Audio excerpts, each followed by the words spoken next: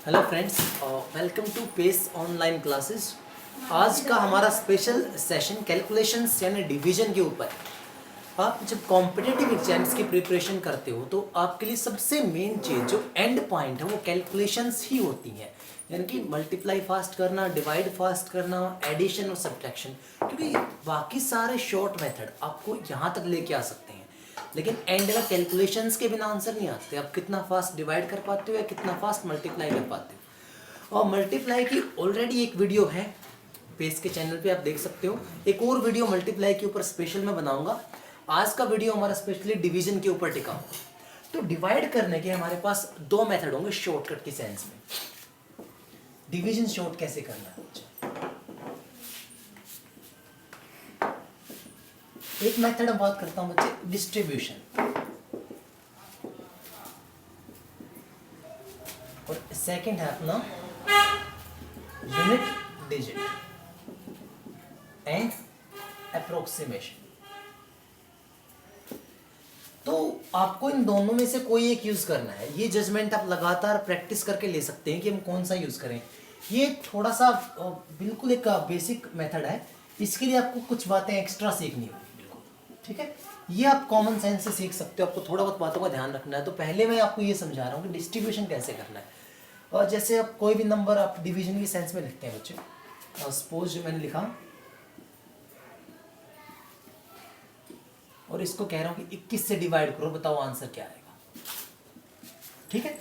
तो यहां मैं बात करूंगा अप्रोक्सीमेशन की। एक्चुअली अप्रोक्सीमेशन, ये डिस्ट्रीब्यूशन क्या चीज है। आप जैसे ही डिस्ट्रीब्यूट करके डिवाइड करते हो और कंप्लीट डिवाइड करते हो, इन दोनों बातों में कोई फर्क नहीं पड़ता। पहले मैं इससे पहले एग्जांपल देके समझाना चाहूंगा बच्चे, ध्यान देना। अगर मैं कह रहा हूं आप 100 को 20 से भाग दें तो आपका आंसर क्या आएगा बच्चे? आप कहेंगे सर 5 आंसर आएगा, ठीक है ना।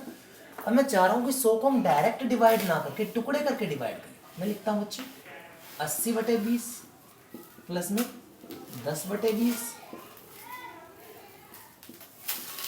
Plus 5/20 plus 5/20। ये भी 100/20 ही बना। तो आप इसको भी डिवाइड करके आओगे तो ये बनेगा आपका 4, ये बनेगा बच्चे हाफ, ये 1/4 और 1/4। आंसर इसका भी 5 ही आना है। यानी कि एक नंबर को डायरेक्ट डिवाइड करो या टुकड़े करके डिवाइड करो, ऐसा करने से उसके आंसर के ऊपर कोई फर्क नहीं पड़ता। तो यही सेंस आपने यहाँ यूज करनी है। अब देखो, आप सिंपली 21 की टेबल याद करेंगे, ये काम माइंड में होना चाहिए आपके, बार बार लिखने की जरूरत ना पड़े। अभी एलोबरेट करने के लिए मैं ओपन करूंगा इसको, ठीक है। 21 की टेबल आप याद करें, 21 का 3 गुना कितना होता है बच्चा? 63। यानी कि इस 65 वाली वीडियो में 6300 तो ऐसा है इस नंबर में जो 21 से डिवाइड हो सकता है। 63 तो ठीक है बच्चा। आप कहेंगे सर ठीक है 273 और रह गया, इसको डिवाइड करना है खाली। ये आपने पहले डिवाइड कर लिया, कितना हो जाएगा 3 गुना पे, यानी ये तो आंसर है फिट अपना। इसको आपने चेक किया 21 से कम, 21 से 63 तो 13 और लग गया बच्चा। ये नंबर एक्चुअली कितने पे डिवाइड हुआ? 313 पे। यानी आपने इस नंबर के दो टुकड़े किए। एक टुकड़ा जहां पे आप श्योर थे कि आपको पता था यहां तक का डिवाइड होगा ही होगा। सेकंड टुकड़ा आपको नहीं पता था डिवाइड होगा या नहीं, वो आपने करके देखा खाली, ठीक है। तो ये डिस्ट्रीब्यूशन मेथड आपके डिविजिबिलिटी को शॉर्ट करेगा।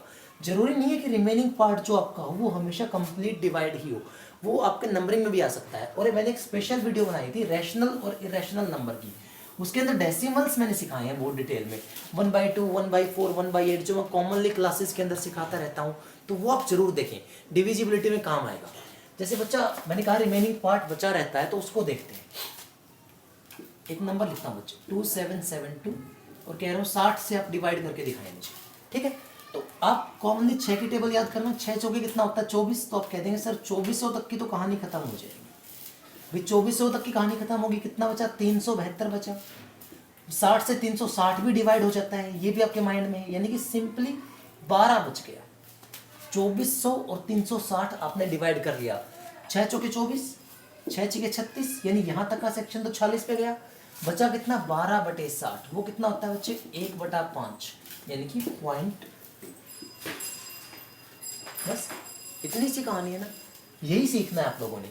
यानी कि क्या होता है जब भी आप डिवाइड करने जाते हो किसी बड़े नंबर को, देखो सिंपली मैं इतना कह रहा हूँ बच्चा, यहाँ 35 लिखें और 17 से भाग देने चले जाए। ये नंबर 17 से बड़ा है, यानी कि इसमें कम से कम 2 बार तो 17 से कटेगा, ये एक रिमाइंडर बचेगा। यानी कि ये 2 पे तो कटना ही कटना था, 1/17 बाकी था।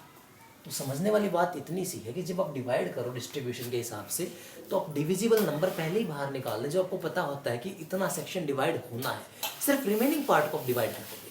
मैं एक और एग्जाम्पल उठाता हूँ, उसके थ्रू आप देखें डिस्ट्रीब्यूशन को। थोड़ा छोटा नंबर है, आप सीखें, बहुत छोटा नंबर है। 329 को आप 40 से डिवाइड करना, 4 अठे कितना होता है 32, यानी 320 तक आपने काट दिया 8 पे, बचा 9/40, सिर्फ ये आपको काटना है। ठीक है, इसके तरीके काफ़ी सारे हो सकते हैं। 9/40 यानी आप इसको 4 × 10 कह देना, खाने खत्म। ठीक है बच्चा, इसको आप काट लो अपना, 4 दूनी कितना होता है 8, और फिर कितना बनेगा 0.22, तो 8.225 कट जाएगा। ठीक है, और तरीके बन सकते थे, आप इसको यहाँ से हटा के ये कर सकते थे कि आप ऊपर और नीचे 1000 से मल्टीप्लाई करा बच्चे, 4 से कितना होता है 25, नहीं 225, और नीचे डॉट तो 8.225। ये सारी बातें सेम हैं आपके लिए, इनसे कोई फर्क नहीं पड़ता। ये आपका डिस्ट्रीब्यूशन एंड डिवाइड है। अब मैं आता हूँ unit digit and approximation method के ऊपर। ठीक है, पहले आप डिस्ट्रीब्यूशन के ऊपर काफ़ी सारी प्रैक्टिस करें, ये डिवीजन को बहुत शॉर्ट करने वाला है। अब यूनिट डिजिट अप्रोक्सीमेशन की बात आती है तो ये इंटरेस्टिंग है। अच्छा, मैं आपसे पूछता हूँ, आपको टेबल्स आती हैं, पहाड़े याद हैं 1 से लेकर 9 तक, बस इतना ही, तो आपका कॉमन आंसर होगा यस, क्योंकि आपने रट रखी है। लेकिन क्या आपको टेबल की एक्चुअल में प्रॉपर्टीज आती हैं? ये थोड़ा सा खेल है। अब देखना बच्चा, मैं पूछना चाहता हूँ आपसे 2 की टेबल और 3 की टेबल, ये बताओ मुझे। 2 की टेबल, 2 एकम कितना होता है 2, 2 से मल्टीप्लाई कितनी बनेगी 4, 3 से मल्टीप्लाई 6, 4 से मल्टीप्लाई 8, 5 से करो या ना करो आपको पता है कि 10 बनना है यानी 0 आना है, 6 से मल्टीप्लाई 12 यानी फिर से 2, 7 से मल्टीप्लाई 14 यानी फिर 4, 8 से मल्टीप्लाई 16 यानी फिर 6, 9 से मल्टीप्लाई 18 यानी फिर 8। तो जो टेबल्स पढ़ते हो तो उनकी प्रॉपर्टी को सीखो, कॉमन चीज़ें क्या हैं। 3 की टेबल लिख के दिखाओ बच्चे, 3 बन जा कितना होगा 3, 2 से मल्टीप्लाई 6, 3 से मल्टीप्लाई 9, 4 से मल्टीप्लाई 12 यानी एंड में 2, 5 से तो आपको पता ही है खैर 5 ही आना है, 6 से मल्टीप्लाई बच्चा आप 18 कहेंगे यानी 8, 7 से मल्टीप्लाई पर आप 21 कहेंगे यानी 1, 8 से मल्टीप्लाई पर 24 यानी 4, 9 से मल्टीप्लाई पर 27 यानी 7। तो एक इवन नंबर की और एक ओड नंबर की टेबल में यही डिफरेंस होता है कि इवन नंबर हर 4 की मल्टीप्लाई के बाद सेम डिजिट को रिपीट करना स्टार्ट करता है। ओड नंबर कभी भी अपनी टेबल में यूनिट डिजिट में कोई रिपीटेशन नहीं दिखाता। ठीक है, तो ये थोड़ा सा डिविजिबिलिटी में इंटरेस्टिंग चीज़ है, आपको ये ध्यान रखना है। अब आप इवन नंबर से डिवाइड करने वाले हो या ओड से डिवाइड करने वाले हो, बस ये टेबल की छोटी सी प्रॉपर्टी याद रखना, प्लस बेसिक डिवीजन मेथड आप मुझे सिखाएं, ये मैं आपसे जानना चाहता हूँ। ये भी ध्यान रखना है अप्रोक्सीमेशन के लिए। जैसे मैं कहता हूँ बच्चे, आप 73 को 20 से डिवाइड करो, तो कितने बच्चे हैं जो ये डिवाइड करने में, सर आप 20 चौके 80 कर दो, बात बन जाएगी? नहीं बनेगी ना, अभी कभी नहीं करोगे। आपको पता है कि ये बड़ा हो जाएगा, आप हमेशा छोटे से डिवाइड करते हैं, आपको जो रिमाइंडर होता है वो इस डिवाइजर से छोटा होना चाहिए। आप यही ट्राई करते हो, 3 टाइम करोगे, आप 4 टाइम नहीं करोगे, है ना। इन बातों का यूज़ करते हुए अब इस मेथड का यूज़ करना है। तो बच्चा पहले मैं ओड नंबर की टेबल से सिखाता हूँ, फिर इवन से सीखेंगे। जैसे मैं लिख रहा हूँ यहाँ पे 29 से डिवाइड करना बच्चा 1073, ठीक, इसको आप डिवाइड करें। तो अब बच्चे चेक करना, एंड में क्या है 3, 9 7 63 होता है, तो एंड का डिजिट तो 7 आएगा, ये पक्का हो गया। अब बचा 107, 29 चौके कितना होता है बच्चा 116, 30 मान लो, 30 चौके कितना होता है 120, यानी 4 टाइम बड़ा हो गया, तो ये 3 टाइम पे घटेगा। इसका आंसर ये है 37। कितना फास्ट आप डिवाइड कर सकते हो अगर आपने इस मेथड के ऊपर वर्क कर लिया। एक दो और सिखाता हूँ, मैं लिख रहा हूँ 4 3 5 6, और सिंपली आपको कह रहा हूँ बच्चे 99 को इससे डिवाइड करना है, यानी 99 इंटू एक्स इक्वल टू 4 3 5 6। तो आप निकाले x का मान, यानी डिवाइड करना है। तो आप बताना बच्चे 9 की टेबल में 6 कब आता है, 9 चौके 36, यानी ये तो खत्म हो गया। अब बची बात ये, इस नंबर को आप 100 मान सकते हो। 100 की 4 से मल्टीप्लाई करो कितना बनेगा 400, और 100 की 5 से मल्टीप्लाई 500, यानी 5 टाइम बड़ा हो जाएगा ना, यानी आंसर 4 टाइम पे आएगा। x का मान कितना आ जाएगा आपका 44। ये बहुत क्विक मेथड है। ये ओड नंबर में इतना आसान है क्योंकि ओड नंबर में कोई रिपीटेशन नहीं होता किसी भी चीज़ का ना, सारे टेबल यूनिक है।